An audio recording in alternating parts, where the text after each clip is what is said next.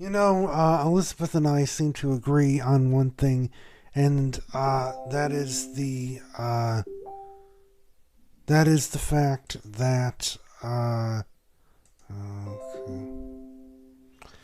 That is the fact that Taylor, besides all the hype, given all the hype that the new album has received, this is not one of the favorites. I mean, we got 1989, we got Red, we got the last album, Midnights, we got Reputation, we got even some of the country stuff. I mean, it's just hard for me to wrap my mind around the fact that every time Taylor Swift does anything, whether it's go to NFL football games to support her significant other Travis Kelce on the Chiefs, whether it's doing a show on her Eras tour or putting out a new album like she just did, it's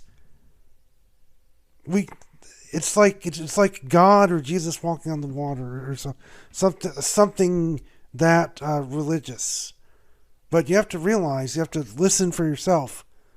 Everyone has a brain, everyone has ears, and everyone can judge for themselves what they think of the music. So, I know that hearing a few of the other songs on the Tortured Poets Department is not my favorite of mine.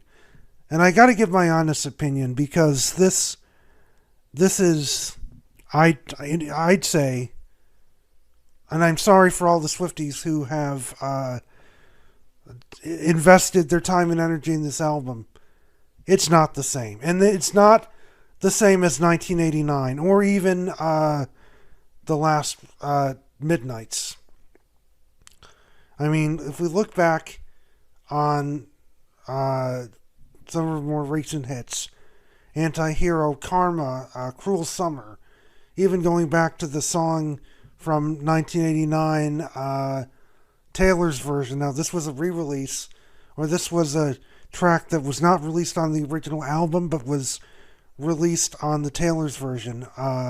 Is It Over Now? Those are more catchy. Those are more memorable. The music, the lyrics, the music and lyrics from those albums get caught in your head more easily, and I think it represents Taylor Swift's best work. Oh yes, Romeo and Juliet, Love Story, that one, and of course, I like the country albums, or the country songs, the best. I mean, yes, Love Story, You Belong With Me, Mine, Back to December, even songs like I Knew You Were Trouble, and 22 from Red, going back to 1989, Shake It Off, Blank Space, Style, Bad Blood. That was probably one of the best albums that she's put out so far in the last 10 years. But to each their own. It's what we heard tonight, I want to say, was one of the best. I think if there was a lifeline to save the Tortured Poets Department, again, we have not listened to the entire album. I have not listened to the entire album yet, and don't judge the book by its cover when you're about 10 chapters into a 30 chapter book, if that analogy makes any sense. And I think we'll have a better idea. Now, one could argue, before I say that, do we have to listen to the entire album to get an honest assessment on what the whole album is like? No.